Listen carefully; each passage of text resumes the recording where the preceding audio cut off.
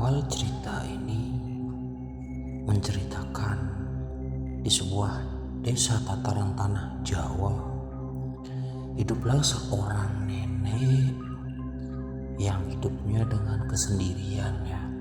Jadi si nenek ini kebetulan dia tinggal di salah satu rumah dan pekarangan yang cukup luas.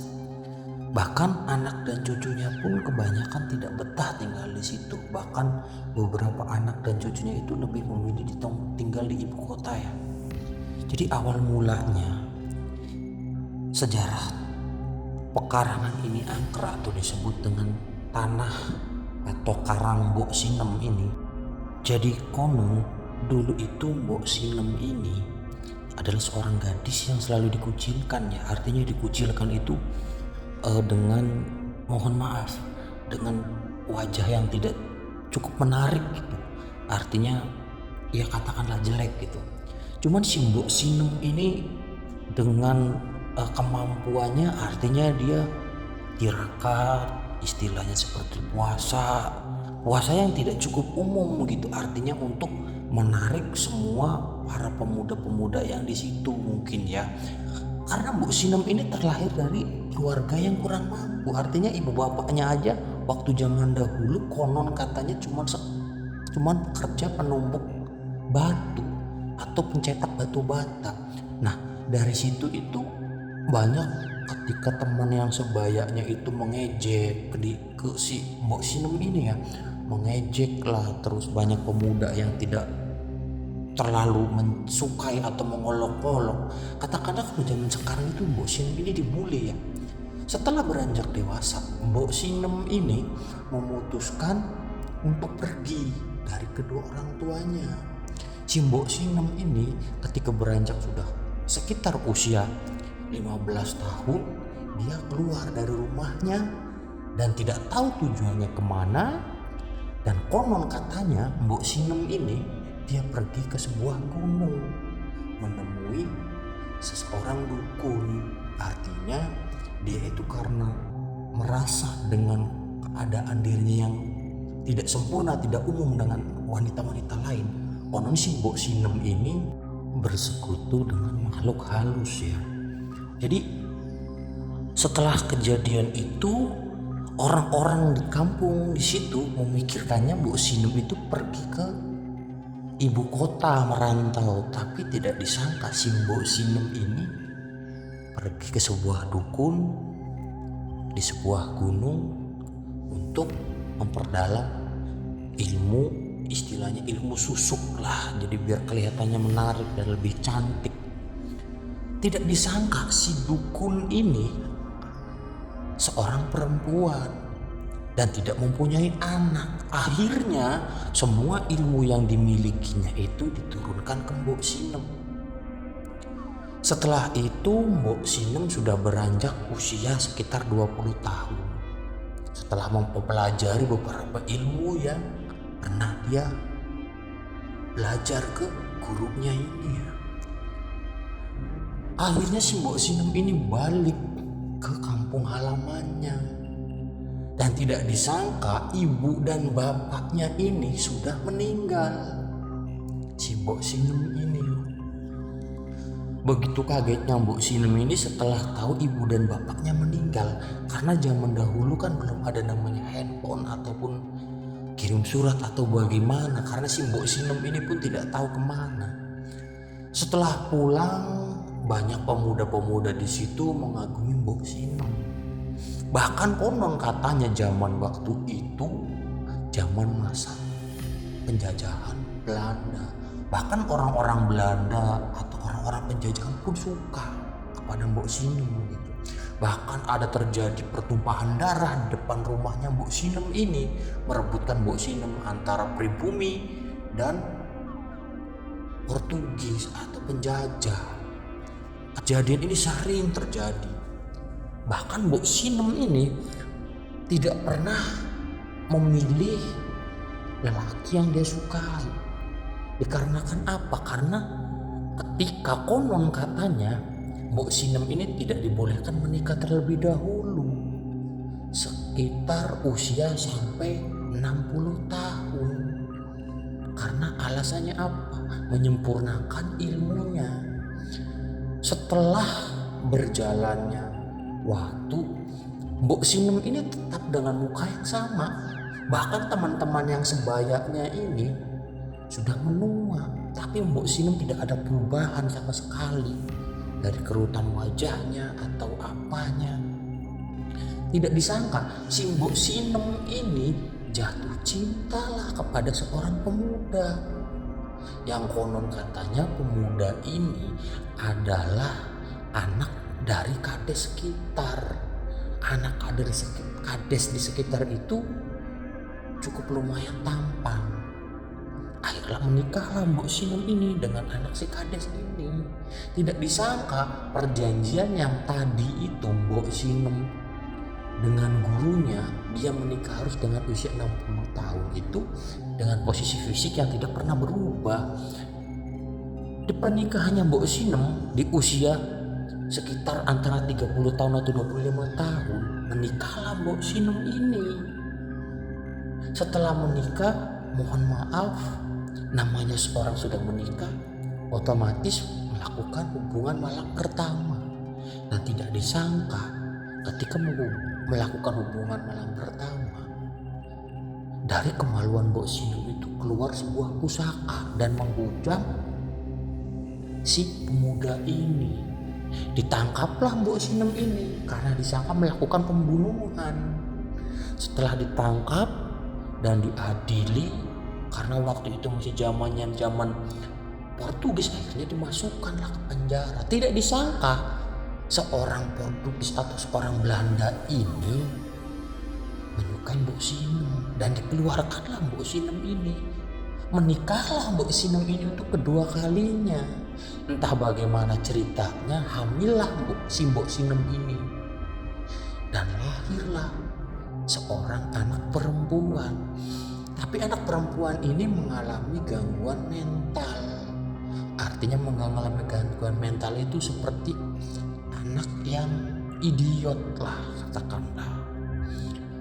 Akhirnya dengan pernikahan ini Mbok Sinem itu selalu terpuruk dengan keadaannya karena mendapatkan anak yang kurang sehat lah istilahnya. Tidak disangka si penjajah ini atau Portugis ini yang menikahi Mbok Sinem ini tidak lama meninggal setelah kejadian itu. Tapi karena cantiknya si anak ini biarpun idiot, karena blasteran, banyak yang menyukai. Bahkan ketika Mbok Sinem tidak ada, selalu digodain, mohon maaf, kadang dicolek-colek oleh masyarakat sekitar atau warga di situ. Bahkan seringkali waktu itu Mbok Sinem itu cuma menjadi penjual kangkung ya, artinya penjual kangkung. Dan tanah yang sekarang itu sebenarnya tanah Mbok Sinem, artinya itu tanah warisan dari kedua orang tuanya, namun diperluas sama mantan suaminya yang sudah meninggal, yaitu orang penjajah atau orang Portugis itu. Akhirnya makin luaslah tanah Mbok Sinem ini. Balik lagi dengan cerita ke anaknya.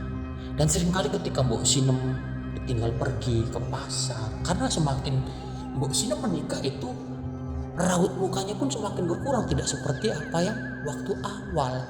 Karena beberapa perjanjiannya itu Mbok Sinem ini melanggar. Tidak disangka anak yang idiot ini sudah diperencanakan dari beberapa pemuda yang di situ untuk merudah paksanya dan memperkosanya. Mbok Sinem tidak mengetahui kalau anaknya ini diperkosa. Akhirnya hamillah anak ini, anak yang idiot ini. Setelah hamil melahirkan, namun sayangnya melahirkan itu si ibunya meninggal, sedangkan anaknya hidup. Tidak lama kemudian si cucunya ini pun meninggal juga. Akhirnya Mbok Sinem hidup dengan sendiri. Dari kesendirian ini Mbok Sinem ada katakanlah dendam dengan masyarakat sekitar. Tapi si Mbok Sinem ini tidak pernah menunjukkan atas dendamnya ini. Mbok Sinem tidak tahu siapa yang memperkosa cucunya. Mbok Sinem juga tidak tahu siapa yang melakukannya karena tidak ada bukti. Akhirnya Mbok Sinem itu menekuni ilmu yang dulu pernah dia alami. Akhirnya si Mbok Sinem itu mulai tirakat lagi. Konon katanya si Mbok Sinem ini ketika berpuasa hanya makan dari 7 hari itu 7 nasi, besoknya lagi 6 nasi, besoknya lagi cuman 5 nasi. Artinya cuma pas di tangan gitu, sampai 1 harinya itu cuma 1 nasi.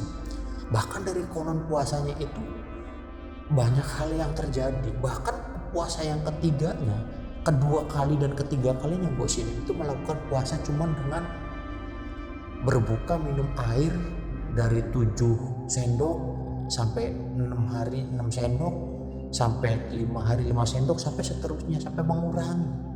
Dan akhirnya disitulah terjadi tanah ini, dikatakan tanah Mbok Sinem ini angker ya. Nah, si Mbok Sinem ini dengan kesendiriannya tapi dengan kehidupan yang cukup, katakanlah cukup gitu. Entah dari mana duitnya. Dulu yang cuman jualan kangkung atau sayuran yang ditanam di pekarangannya, tapi sekarang Mbok Sinem itu biarpun dengan gubuk reot yang rumah yang tua peninggalan zaman Belanda, bekas mantan suaminya yang dibangun itu, tapi hidupnya dia itu selalu cukup dan selalu ada. Si Mbok Sinem ini, dari kejadian itu banyak hal-hal yang aneh. Suatu hal itu, ada seseorang penjual kacang. Dulu penjual kacang itu didorong ya, penjual kacang tanah. Dari situ ada seorang perempuan yang konon katanya mau membeli kacang. Cuman si perempuan ini aneh, dia tidak pernah mau melihatkan wajahnya. Beli kacang pun nunduk gitu. Nunduk, bang beli kacangnya. Akhirnya berhenti, mungkin dia berpikir itu saudara atau keluarga dari Mbok Sinem. Beli berapa nih, kata si penjual kacang tersebut. Ini bang, beli 1 bungkus. Bayarlah si perempuan ini dengan rambut yang ditutupin ke muka. Begitu abang ini mengasih kembalian, "Neng kok duitnya gede banget, ini kembaliannya," si Neng itu, si perempuan itu tidak mau. "Sudah buat abang aja." "Tidak Neng, gak apa-apa Pak, buat apa aja." Saking penasarannya si bapak ini pengen melihat mukanya, tetap memaksa mengulurkan si duit itu. Dengan kagetnya bapak itu ketika si perempuan ini mengangkat wajahnya, di bagian rahang gigi bawahnya tidak ada sampai ke tenggorokan. Jadi tenggorokan itu sampai kerongkongan konon katanya tidak ada, cuma ada lidah dan mengerikan gitu. Tapi posisi mata wajah itu normal. Larilah bapak penjual kacang ini, berteriak-teriak minta tolong. Keluarlah Mbok Sinem, ditanyakan kenapa Pak. Itu tadi ada perempuan katanya gini, dengan membeli kacang, tapi dia dengan seperti ini. "Oh sudah Pak, maaf ya Pak." Mbok Sinem cuma ngomong seperti itu. Dari situlah sering terjadi hal-hal yang aneh. Dari hal-hal itulah sering terjadi yang hal aneh. Bahkan beberapa tetangganya melihat Mbok Sinem itu sering ngobrol dengan almarhum anaknya yang idiot, yang blasteran itu. Sering kali tetangganya melihat dari jendela ataupun pas ketika orang lewat jalan. Sesudah lama hal itu sering terjadi. Bahkan ada ketika waktu itu ada seorang anak kecil yang mau ngaji ya. Jadi pas waktu itu mau ke musola atau ke masjid, 3 anak kecil itu sedang berjalan.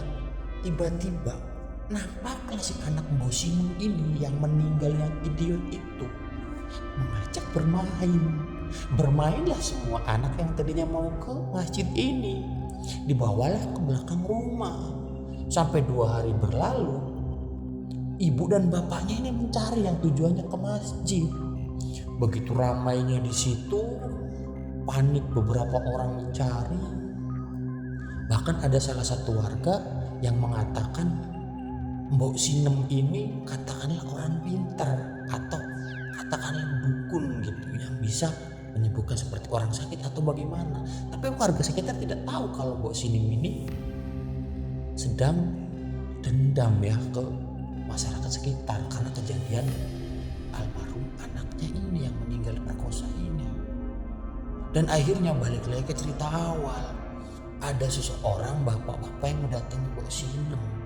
Mbok, tolong, anak kecil di sini yang mau tujuannya ke masjid hilang. Akhirnya dengan mudahnya Mbok Sinem ini menunjukkan, coba cari di pohon besar itu. Lalu Mbok Sinem itu dengan menunjukkan itu, dan ternyata betul si anak kecil itu sedang bermain di pohon tanah pekarangan Mbok Sinem yang gede itu. Pokoknya hal-hal yang terjadi itu sering banget. Dan suatu ketika itu, waktu itu ada seorang katakanlah mahasiswa ya, yang melakukan penyuluhan di sekitar situ.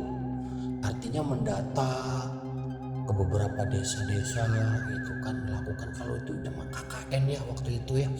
Nah setelah itu bertemulah dengan si perempuan idiot yang ini, anaknya Mbok Sinem ini, yang katakanlah dengan gangguan mental ini.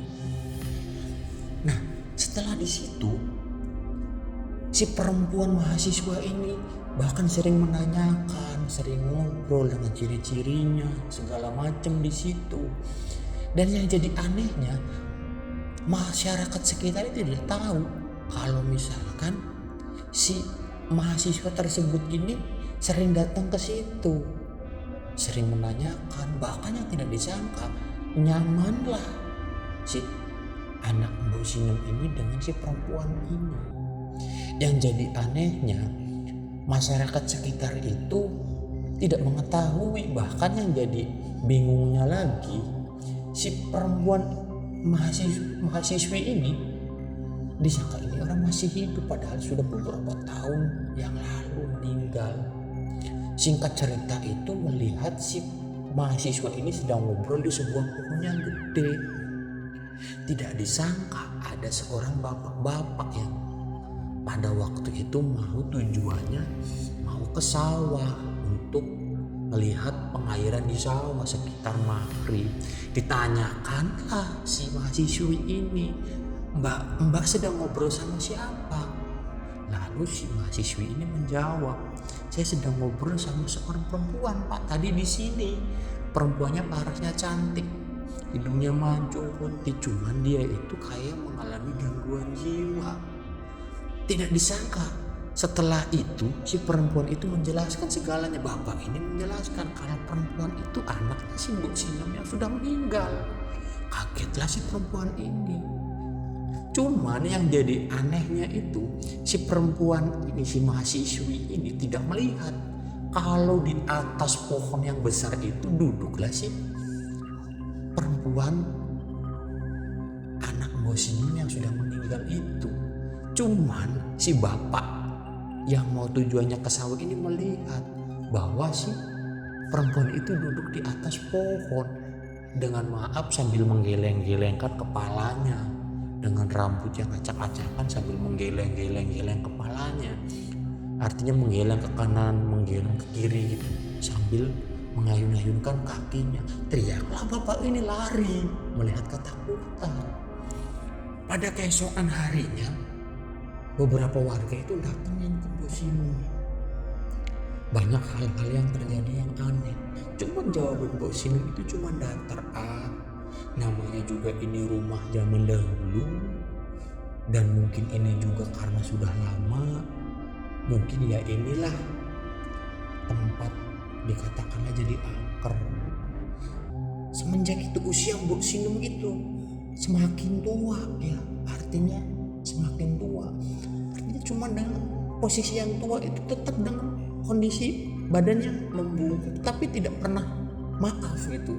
Semakin kesana semakin tua kan semakin berkurang tenaga dan fisiknya, tapi Mbok Sinem tidak. Biarpun sudah membungkuk, sudah tua, ya kurang lebih usianya itu hampir 100 tahun lebih, tapi dengan kehidupan yang sendiri. Bahkan ada anak saudara keponakan kerabatnya yang sering menengokin itu kadang bingung dengan si Mbok Sinem ini.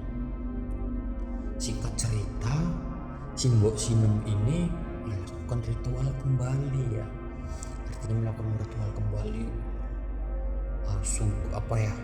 mempersiapkan sesaji segala macam di situ. Nah, dari situlah Mbok Sinem itu katakanlah mengundurkan diri. Artinya mengundurkan diri itu meninggal setelah melakukan ritual tersebut. Nah, rumah peninggalan Mbok Sinem ini akhirnya lebih menjadi angker. Bahkan beberapa sanak saudaranya, kerabatnya pun tidak ada yang mau. Akhirnya diwakafkanlah si tanah ini, tanah peninggalan Belanda ini. Dibangunlah sebuah aula, artinya aula buat masyarakat atau warga di situ karena tanah wakaf. Dan di samping situ dibangunlah sebelah dari tanah yang luas ini sebuah masjid ya. Jadi tidak jauh aula dan masjid ini, karena tidak ada yang mau dan mungkin dari keluarga Mbok Sinem ini sudah berkecukupan. Dari aula sinilah hal-hal yang aneh sering terjadi. Adanya penampakan seorang perempuan yang katakanlah blasteran dengan rambut panjang. Dia tiba-tiba duduk di meja sambil menggeleng-gelengkan kepala ke kanan ke kiri, kakinya diuncang-uncang gitu. Bahkan ada seringkali ada seseorang yang ketika beristirahat di masjid tersebut sering melihat ada seseorang nenek-nenek menanyakan, kamu tujuannya apa tidur di sini? Di sini itu tempat buat ibadah, jangan kamu tidur di sini. Banyak hal-hal yang terjadi setelah kejadian Mbok Sinem ini meninggal. Bahkan ada suatu cerita, konon katanya waktu itu ada seseorang yang baru tinggal di kampung itu, katakanlah pendatang yang katakanlah tidak jauh dari tempatnya Mbok Sinem itu ngontrak. Kesehariannya dia itu selalu digangguin. Artinya digangguin itu banyak hal-hal yang terjadi aneh itu. Apalagi gadis yang katakanlah dengan gangguan jiwa itu sering datang. Yang tidak tahu si pendatang ini kalau si perempuan ini sudah meninggal. Bahkan sering ngobrol kesehariannya, sering katakanlah sering berinteraksi gitu. Dan tidak disangka datang si Mbok Sinem ini. Tapi nyatanya Mbok Sinem ini kan sudah meninggal. Katakanlah dia menyusuli, artinya menyusuli, kamu sudah, jangan main terus, ayo pulang. Kata si pendatang ini, Mbak ini, sebut aja namanya Mbak Ani. Mbak Ani ini tidak tahu kalau misalkan kedua orang tersebut ini sudah meninggal. Dalam ingatan Mbak Ani itu aula itu adalah rumah. Artinya ketika pas dia melihat itu rumah bukan aula, rumah almarhum Mbok Sinem yang dulu. Setiap hari Mbak Ani itu selalu terus berpikir itu rumah bukan aula, itu rumah bukan aula.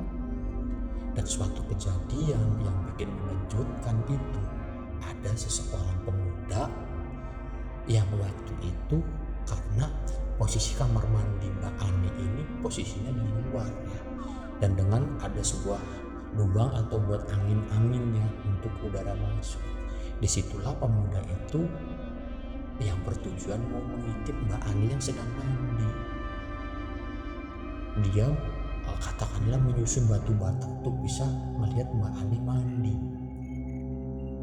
Mbak Ani yang tidak tahu kalau si pemuda itu sedang mengintipnya. Tiba-tiba tidak jauh dari situ, tiba-tiba pemuda itu jatuh dengan sendirinya dengan posisi baju yang robek, dengan kepala bocor. Lalu dia teriak, keluarlah Mbak Ani. Dipertanyakan, kamu sedang apa? Tidak disangka di belakang itu ada anak dari Mbok Sinem yang sedang berdiri dengan robekan bekas baju yang masih di tangan. Ditanyalah si pemuda ini lalu lari. Dari situlah Mbak Ani ini menanyakan terus tentang si pemuda itu, dan konon katanya pemuda ini anak dari yang memperkosa anaknya Mbok Sinem yang sudah meninggal. Itu konon katanya. Dari kejadian hal ini konon katanya anak dari yang memperkosa Mbok Sinem. Anaknya ini, bapaknya ini meninggalnya pun tragis. Artinya meninggalnya tragis itu waktu itu meninggal dalam posisi lidah yang menjulur, mata yang hampir keluar karena tidak tahu penyebabnya. Nah, dari kejadian itu Mbak Ani ini sering merasakan hal yang aneh, hal-hal yang ganjil. Katakanlah ketika Mbak Ani masak, tiba-tiba masakannya yang sudah ditaruh di meja disiapkan untuk suaminya sudah tidak ada. Kadang dia beli ikan tiba-tiba tidak ada. Dan tidak disangka hal itu sering terjadi. Mbak Ani akhirnya bertanya-tanya dengan kejadian yang baru dia alamin ini. Bahkan ada suatu kejadian itu, ada suatu kejadian suaminya itu belum pulang, tiba-tiba diketuk pintunya. Dipikir itu suaminya, ternyata tidak disangka tidak ada orang satupun. Makin takut dong Mbak Ani ini. Kepanikan ini dia memanggil salah satu keluarga atau saudaranya yang jauh. Saudaranya ini ternyata peka dengan hal-hal seperti itu. Menceritakanlah ke Mbak Ani kalau seperti ini. Terjadinya kronologinya seperti zaman dahulu itu seperti ini. Bahkan di tempat itu bukan rumah, bukan aula, itu rumah peninggalan si Mbok atau seorang nenek yang memperdalam ilmu hitam. Dan yang bikin menariknya, ternyata si anak dari almarhum anak Mbok Sinem ini yang masih bayi itu ditumbalkan oleh Mbok Sinem karena untuk katakanlah menyampaikan dendamnya, agar tersampaikan dendamnya tersebut. Dari situlah kaget, ditumbalkanlah si bayi ini sebenarnya untuk membalas dendam. Nah, dari situ konon katanya banyak kejadian-kejadian yang mengerikan dari pemuda-pemuda di sekitar. Konon ada yang tiba-tiba mati mendadak, konon ada yang sampai ketika mati mengeluarkan dari duburnya mengeluarkan ular, dan konon katanya ada seseorang pemuda yang ketika meninggal itu sampai bagian lehernya membusuk. Konon katanya ada seorang pemuda yang ketika mau meninggal itu di bagian kemalunya itu sampai dibelatungi. Karena itu salah satu penyampaian dendamnya si Mbok Sinem yang anaknya diperkosa dan sampai meninggal. Dari kejadian hal ini banyak hal-hal yang aneh dan menceritakanlah semua kronologi ini. Dari kejadian ini si Mbak Ani ini memberanikan diri melaporkan ke kepala desa. Artinya kejadian ini cukup ganjil. Lalu ditelusurilah di manalah makam Mbok Sinem ini. Artinya setelah dimakamkan Mbok Sinem itu beberapa orang, katakanlah ditelusuri makam Mbok Sinem ini sebenarnya benar tidak adanya. Artinya adanya karena berpuluh-puluh tahun gitu kan, karena sudah ratusan tahun mengalami kejadian seperti ini. Artinya karena usia Mbok Sinem itu kan sudah dari zaman penjajahan itu sampai ke sini kan hampir ratusan tahun ya istilahnya. Nah, dari situ ditelusuri ternyata mulai makam Mbok Sinem ini dengan posisi yang sudah tidak terurus. Artinya sudah tidak terurus itu karena pihak dari keluarganya pun tidak ada yang mengunjungi, pihak dari sanak saudaranya pun tidak mengunjungi, dengan posisi tidak diurus. Salah satu dari permohonan maaf dari warga sekitar membangun dan merenovasi makam Mbok Sinem dan selalu melakukan doa-doa di makam Mbok Sinem tersebut. Dari situlah sudah tidak terjadi hal-hal yang aneh.